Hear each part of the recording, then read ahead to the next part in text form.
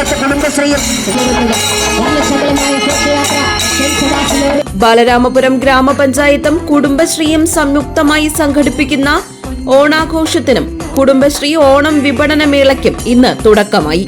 Balaramapuram Sebastian ഓഡിറ്റോറിയത്തിൽ നിന്നും വർണ്ണവിപുലമായ ഘോഷയാത്രയോടെ Balaramapuram higher secondary സ്കൂളിൽ ചെണ്ടമേളത്തോടൊപ്പം ഓണാഘോഷത്തിന് തുടക്കം കുറിച്ചു.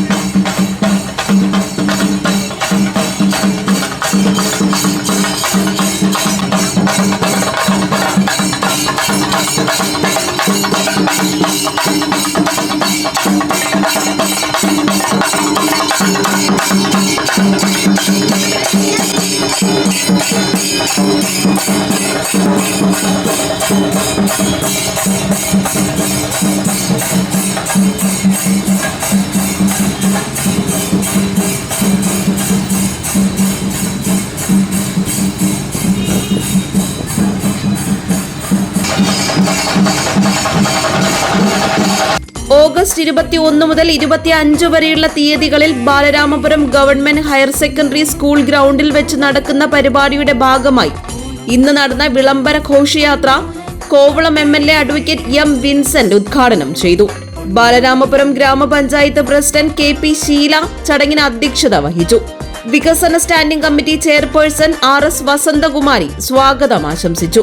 കുടുംബശ്രീയുടെ നാടൻ വിഭവങ്ങളുടെ സ്റ്റോളുകൾ, കൈത്തറി ഉൽപ്പന്നങ്ങളുടെ സ്റ്റാളുകൾ, ഭക്ഷ്യമേളം എന്നിവയുടെ ഉദ്ഘാടനം നാളെ നടക്കും.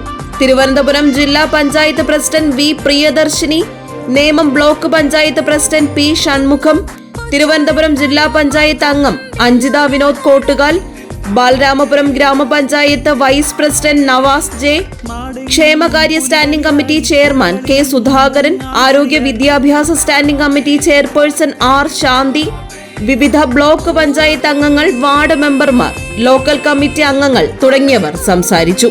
GTV news, Balaramapuram.